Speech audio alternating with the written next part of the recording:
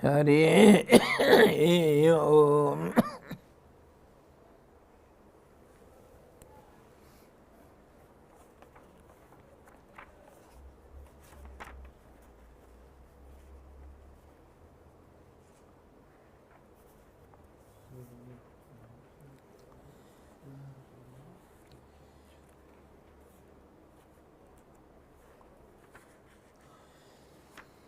We are in Srimad Bhagavad Gita, 6th chapter. Yesterday we were discussing 14th sloka, which was Prasant Atma Vigatabhir Brahmachari Vrate Sthitah Manah Sanjamya Machitah Yuktah Asitam Atparah. In this way, serene-minded, fearless, firm in the vow of a brahmachari, having controlled the mind, thinking of me and balanced in mind, let him sit having me as his supreme goal. After making the seat conformed and sitting over that in a posture, fixed posture, and with all these controlling body, senses, mind, etc., the thought waves, he must meditate on me, fixing the gaze on the nose tip and without seeing around. In this way he should meditate. We are discussing only the state of meditation, the methods of practicing to reach the state of meditation. All these we are discussing. This whole chapter is named after the yoga of meditation, Dhyana yoga. And now we shall see Yunjan evam sadatmanam yogi niyatamanasah santi nirvana paramam mat sanstham adhigacchati.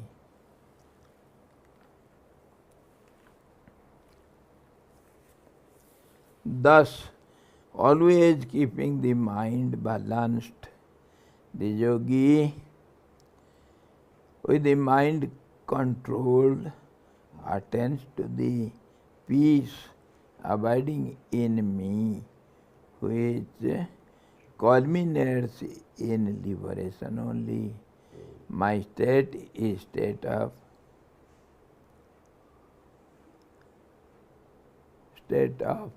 mukti or liberation. Thus, in the manner prescribed in the previous verses, the Supreme Self is an embodiment of peace. It is an ocean of peace. When one attains to the supreme peace of the eternal, by controlling the modifications of the mind and keeping it always balanced, he attains to liberation or perfection. Liberation also is otherwise termed as perfection, completion, fullness, totality, and in some other terms it is called peace, tranquility, bliss, and again in other terms it is called stability, equilibrium, or it is called constancy. In still other terms it is non-interrupted, non-divided, all pervading means all existing, and still from other angle it is the absolute existence and awareness of it, and the satisfaction or the contentment of that awareness of the existence, ever existing existence. So in this way, that state absolute is seen by different seers and termed by different ways. So that is called the supreme perfection, state of liberation, and that is my eternal abode. Yadgatvana nivartante, where from there is no return, that is my absolute abode. Sakhiyan wo ghar sabse nyara. My dear friends, that abode is strangely different from all other abodes, where the absolute life supporter abides. Strangely different.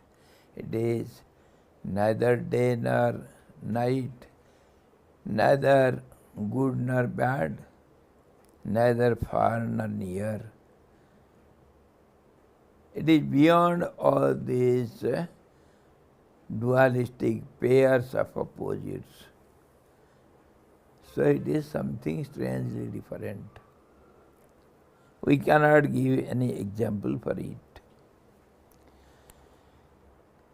So to achieve that state of existence, one should have only one practice in several ways.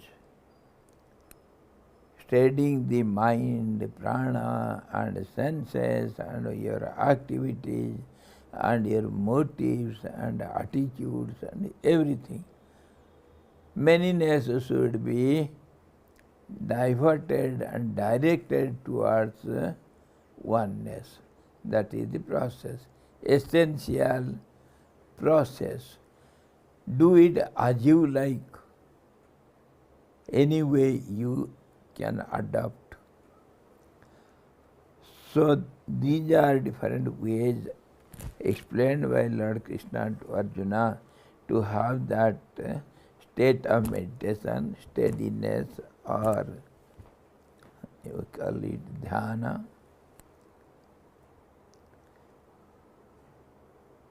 So in this way, let him enjoy, let him balance everything and then rest in peace. Natyas natastu yogasti nachaikantas manasnatah nachati swapnasilasya jagrato naivacha Arjuna.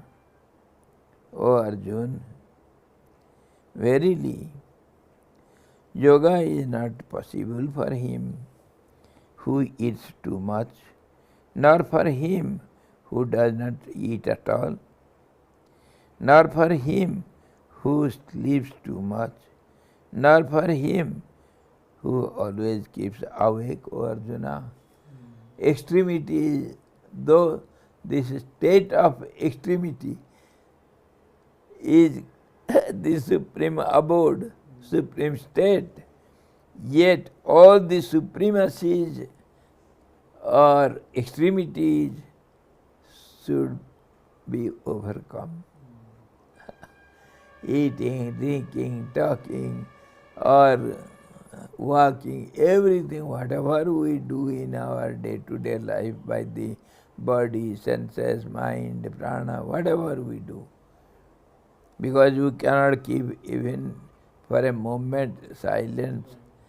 So we have to do something or other. Nahi kaschid kshanamapi jatu tishtatya karma krit. Nobody can remain silent without doing anything, for a moment even. So you are bound to do something or other. So it should be moderate, not too much in either ways.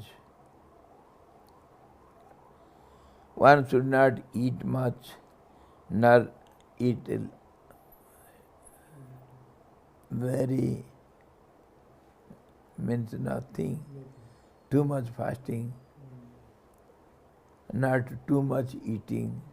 So moderate in eating, moderate in speaking, moderate in walking, talking, seeing and hearing. Everything should be controlled. Moderation means controlling it. Mind always go to the extreme. So it should be controlled and it should be kept. Moderate means in the middle state, means that is called balanced state. That is what is moderation. Middle state is moderation. Neither this side nor that side. So Lord Krishna explains to Arjuna, in order to attain peace, it is not crossing the limits, but keeping it in balanced state. All your actions. So it is the same that we say sattva. So should we understand that it also comes to the same moderation or Everything, all the three qualities. No quality will be absolutely 100% pure, that particular one. That means it is a mixture of all the three, but percentage, the ratio will be different. So moderation means 30, almost 30% rajas, 30% sattva, 30% tamas, and 10% this side, that side, little mixture. That is called moderate life.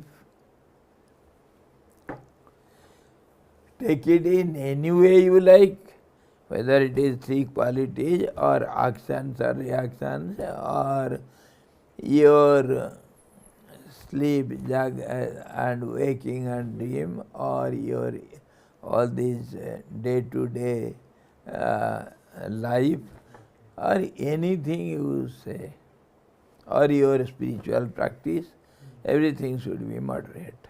breathing also? Yes, everything. So Gurudev used to sing, eat a little, drink a little, do japa a little, do kirtan a little, do meditation a little, everything little by little. So it is called moderate yoga, or in other terms, it is called integral yoga.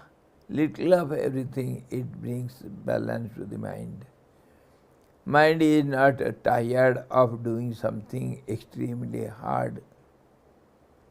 So it can easily adapt to all these. Little of everything, it is already doing everything. So from all directions, mind is under control. This is what he emphasizes in this sloka. Verily, yoga is not possible for him who eats too much, nor for him who eats not at all, nor for him who sleeps too much, nor for him who is always awake, O Arjuna. In this verse, the Lord prescribes the diet for the students of yoga. You must observe moderation in eating and sleeping. If you eat too much, especially in these two actions, eating and sleeping, etc. Why? You have to keep up the continuity. So day and night you have to practice. So not too much sleeping, not too much waking. And if you eat too much or fast too much, then you cannot keep up doing everything according to your need. So eating is directly connected with our waking and sleeping. If you eat too much, you will feel drowsy, and sleep will overpower you. You will get indigestion, flatulence, disease of the bowels and the liver. If you eat too little, you will get weakness and you will not be able to sit for a long time in meditation. You should eat neither more nor less than what is actually necessary for maintaining the body in a healthy and strong state. You know, Japanese, how do they live? The average of lifespan in Japan is very high. It is the highest in the world. Lifespan, average lifespan. Why? Because they are very moderate in everything, doing everything in time. A second will not be late or fast. Eating, they will measure the calories, how much is required for the body. They will not talk too much, always thinking something, doing something, their own business, whether they are spiritual practitioners or business people or teachers or scientists. They will be always thinking of their particular job, not talking too much, not eating too much, and day and night they will be working. You see, in India, if we go against some laws or some orders, we do hunger strike, we stop our job, and the system will be hammered. You see, we lose thereby. And in Japan, they will produce more, work more, so that the owner of the group or the factory or something, office, he will feel embarrassed. What to do with so much? So he will be bound to compromise with the laborers. In that way, their thinking is just opposite, positive always. That is called way of yogis.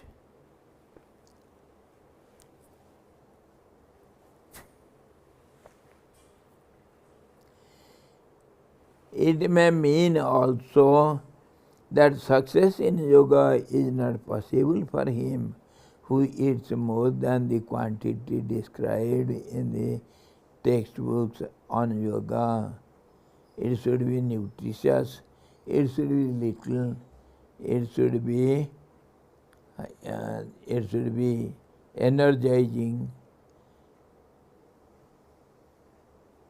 Half the stomach must be filled with food, a quarter with water, and the remaining fourth must be empty for the movement of air.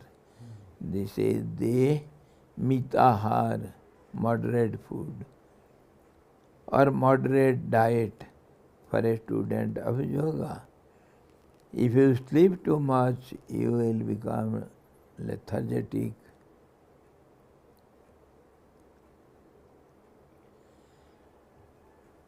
The mind will be dull and the body will be heavy. You cannot meditate If you sleep too little, you will experience drowsiness. You will sleep during meditation. Keep the golden medium.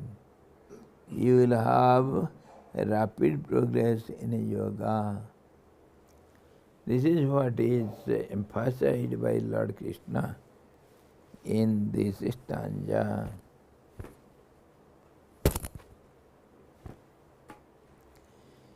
And then we come to the result of it. What happens if you are moderate in all these?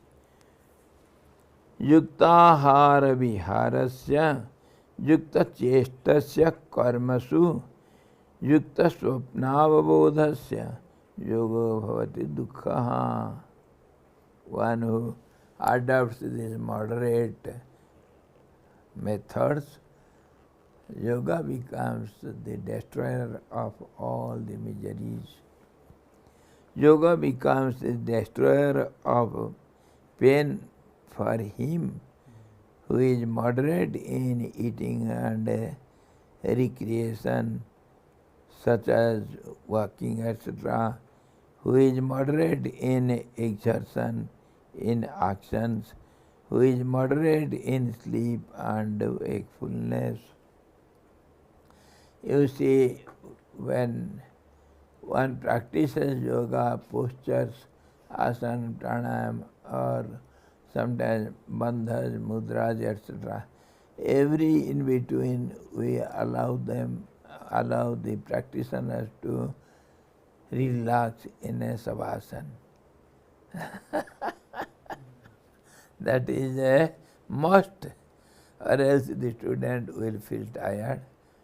So for the next practice he will be feeling either drowsy or tired, or he will not be enthusiastic to practice more. So every now and then he must relax and have rest. Here Lord Krishna says, yoga becomes the destroyer of the pain for him who is moderate in eating and recreation, such as walking, etc., who is moderate in exertion, in actions, who is moderate in sleep and wakefulness. In this verse, the Lord prescribes for the student of yoga diet, recreation and the like.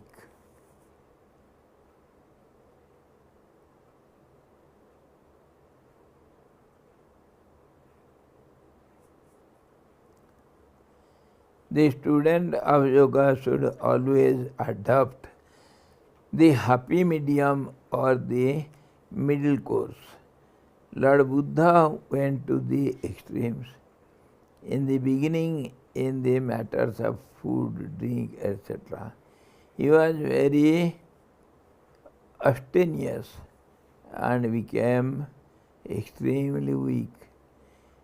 He tortured his body very much. Therefore, he was not able to attain to success in yoga. Too much of austerity, austerity is not necessary for self-realization. This is condemned by the Lord in chapter 17, verse 5 and 6. Austerity should not mean self-torture. Austerities are also Gunatraya Vibhaga Yoga. Austerities also are classified into three categories: sattvic, rajasic and tamasic. Tamasic is dullness or to achieve some negative ends, and torturing too much is called rajasic. Or sattvic is something selfless, something good for the whole society as a whole. In this way, the austerities, penance also is divided into three categories. One should be always moderate.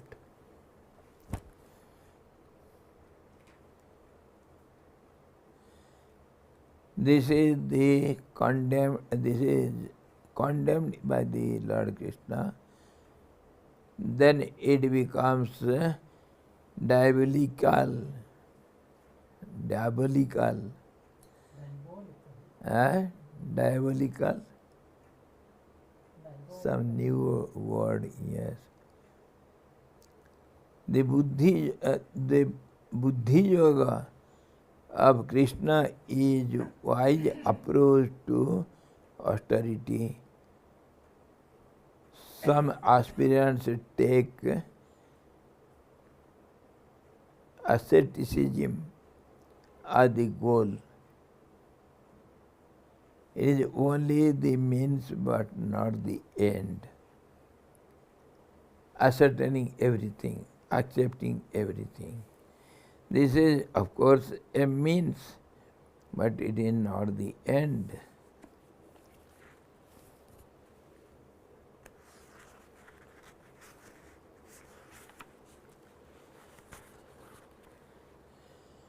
The nervous system is extremely sensitive. It responds even to very slight changes and causes destructions of the mind. It is therefore very necessary that you should lead a very regulated and disciplined life, and should be moderate in food, sleep, and recreation. Take measured food, sleep and wake up at the prescribed time, sleep at 9 or 10 p.m. and get up at 3 or 4 p.m. a.m. Only then will you attain to success in yoga, which will kill all sorts of pains and sorrows of this life. So here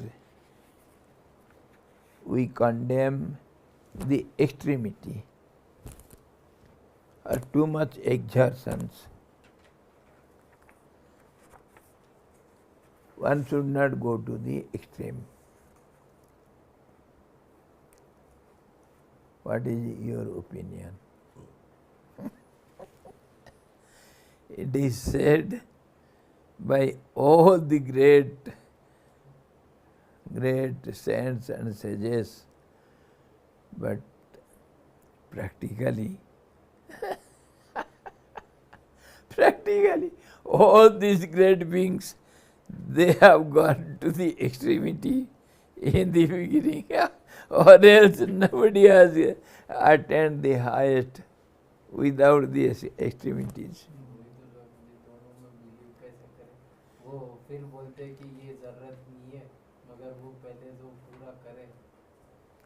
So now I shall have a middle path. Wait! He says moderation. So we shall come to a moderate path. You know? Yes. He himself did it. You see, we shall have to see it in a positive way. And how should we compromise with all these extremities and all these extremities in both ways, this end and that end. You see, take the example of a car driving. Okay, this is our lifestyle. Our life starts and goes on and it stops, and again we have to start. So how do you start? How do you start the car? Come on. First, First put the first ear on the key so that engine is started, and now you have to put the first gear. What happens in first gear? All the energy, concentrated energy, and for some time it puts all the energy to start the body and engine. And when it goes on for a short time, for a particular time, then change the gear, come to second, and after that now engine is quite warm up and everything is in order, and then third gear, and in fourth gear it runs so smoothly, no energy is required, everything automatic, and just to hold on the steering, just giving directions, that's all. And little awareness to have little break or change the gears in between. So this is our journey of the life also. So in the very beginning, we have to put all our energy, whatever we practice, in the beginning. Even in the starting of the day, we should be very energetic. After getting up, generally, if you want a good day, then start doing something, walking or jumping and exercising something, and sit for some time, practice little pranayam, set up your body all right, chant loudly, something, and then the energy is started, and then everything goes on moderately, slowly, slowly and slowly. At midday, everything is moderate. In this way, the whole day routine, it goes on nicely. Start the day with God, leave the day with God, end the day with God. Moderation, but the goal is always with you.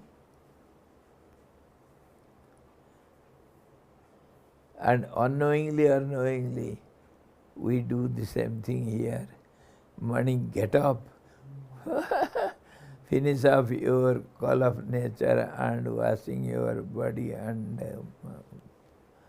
face, everything, get ready and chant loudly God's name, and with attention, with rhythm, with tone. So everything is started, warmed up. And then some people come and sitting like this. I feel so irritated.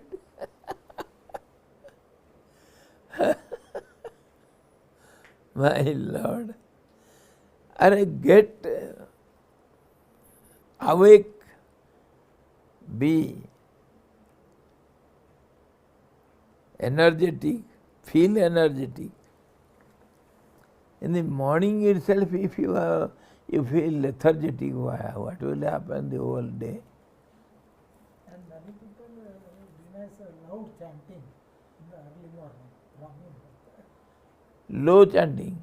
Loud chanting.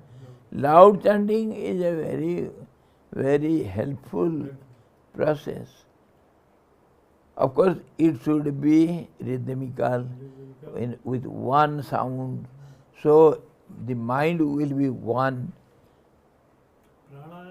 Pranayam also goes on by and by with that parallelly.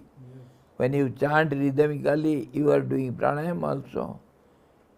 I was doing so, but West Indian Swami whispering, not loud chanting. It should be in a particular process. Anyway, this is called starting and then ending. Ending also end the day with thoughts of God and prayers and feeling for everybody. And the night will be very pleasant, good dreams. Good night.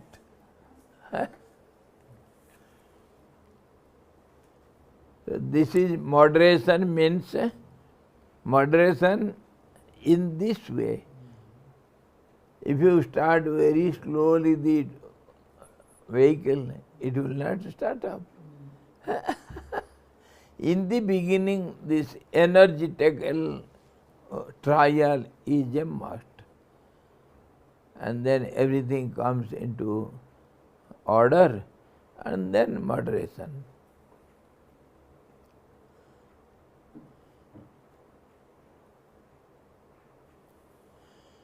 Yada viniyatam chittam atmanevavatisthate nispriyaha sarvakamebhyo yukta ityuchate tada. When the perfectly controlled mind rests in the self only, free from longing for all the objects of the desires, then it is said he is unified. Unified, harmonized. He is controlled from all sides. Unified, the exact word.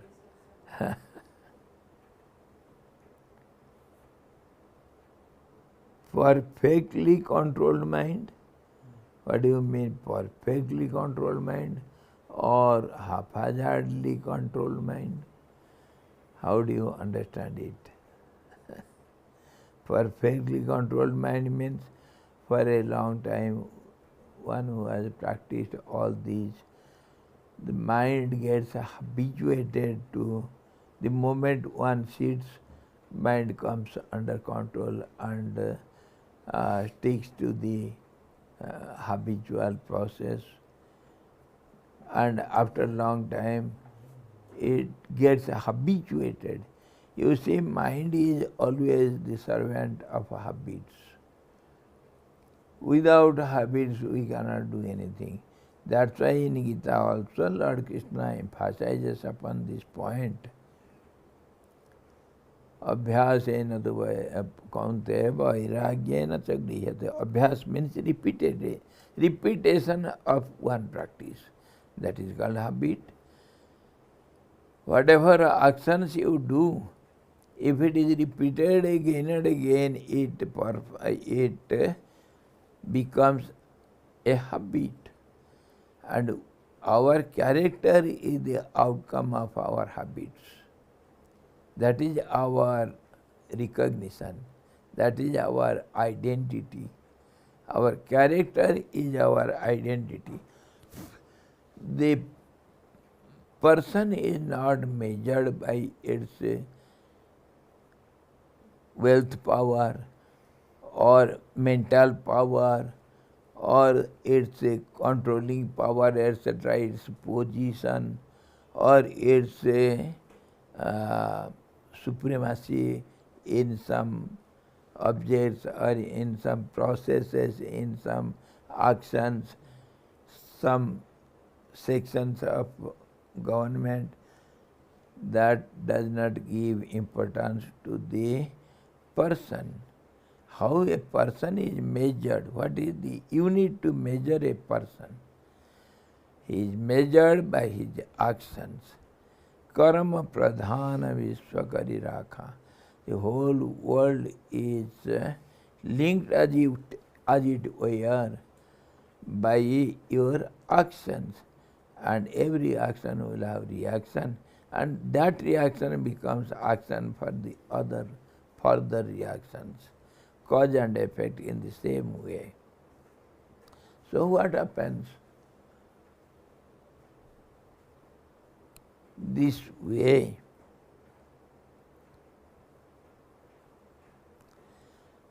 every repetition of action becomes your habit, and habit when repeated again and again, it becomes your character. And character means actions are repeated several times, many ways, in different ways, and it has become your ID card. Your character is your ID card. Character is based upon your conducts, your actions and reactions. So in this way, that is the measuring rod of a person. How is the person? Because the stable mind doesn't have any fluctuation. Pardon? Stable mind में कोई fluctuation नहीं रहेगी.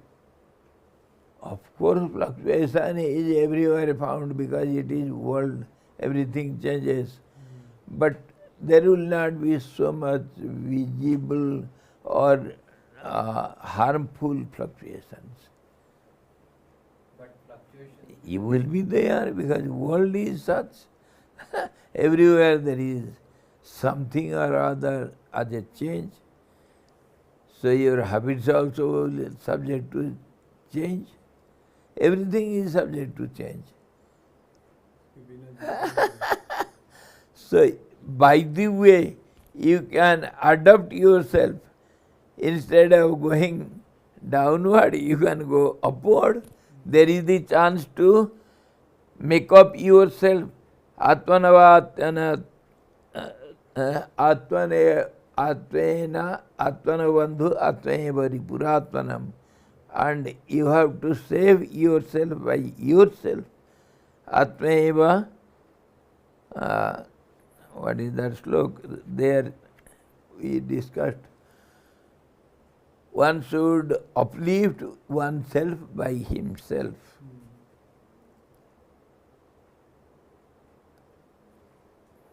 Atmana uddhared atmana atmanam. Atmeva navasayad.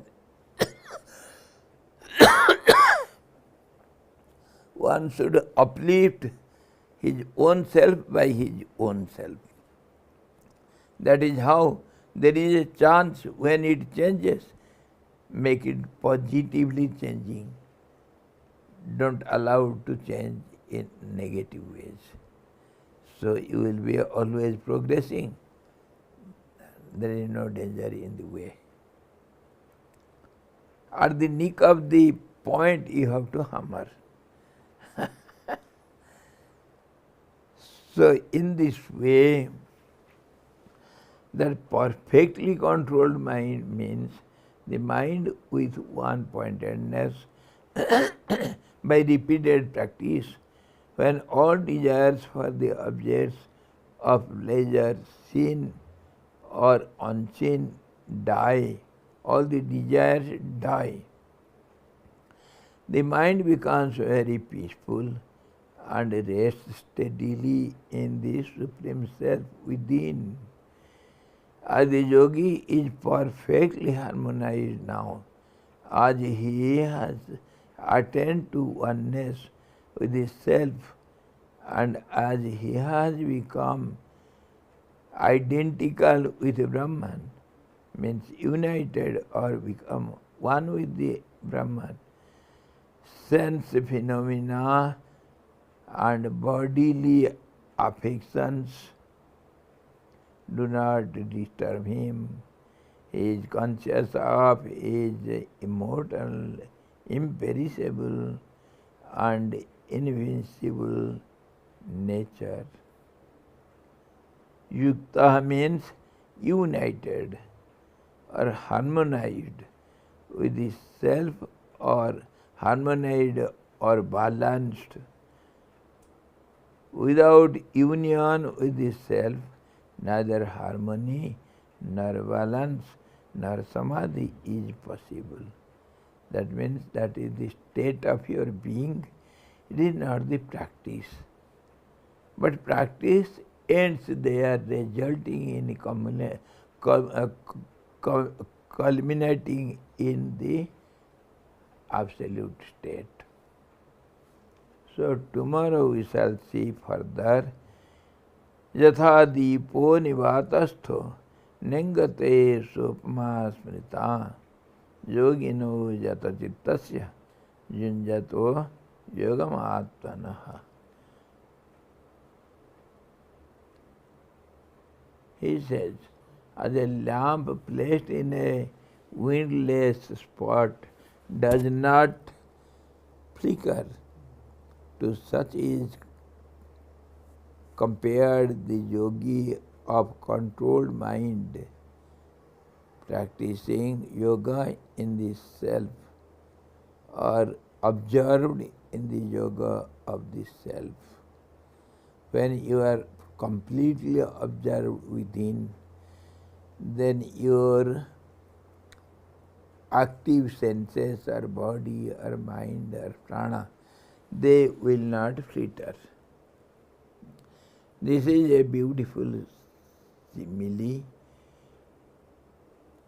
Yogins quote this simile very often when they talk of concentration or steadiness or one-pointedness of the mind. A steady mind will serve as a powerful searchlight to find out the hidden spiritual treasures of the self. There is light, but if it is covered up by some screens, then that light is useless to find out the hidden objects in the darkness without the light.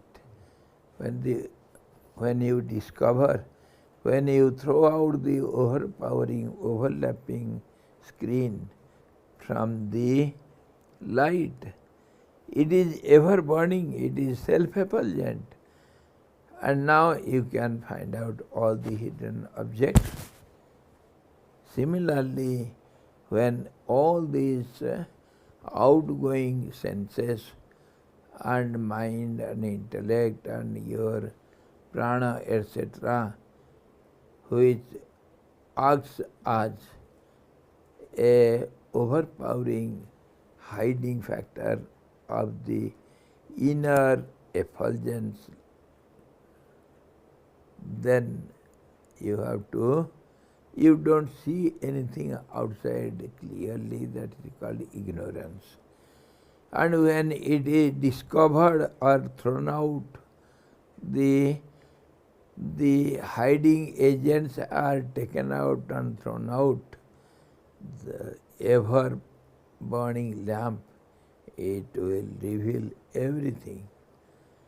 This is how withdrawal of mind, and we have seen it, just the example, Kurmangani was sarvasa, just as the tortoise withdraws its limbs from the outside world and rests peacefully and harmlessly within.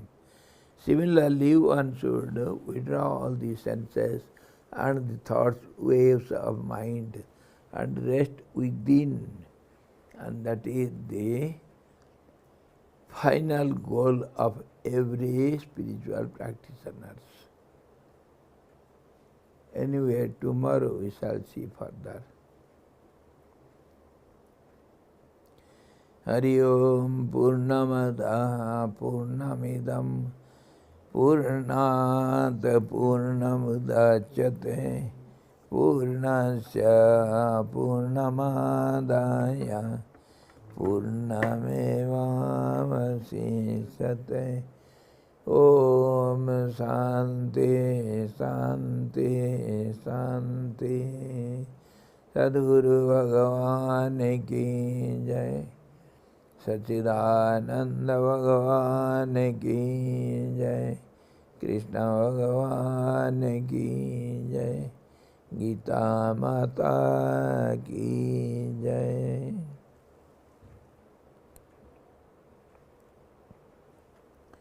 Hari Om.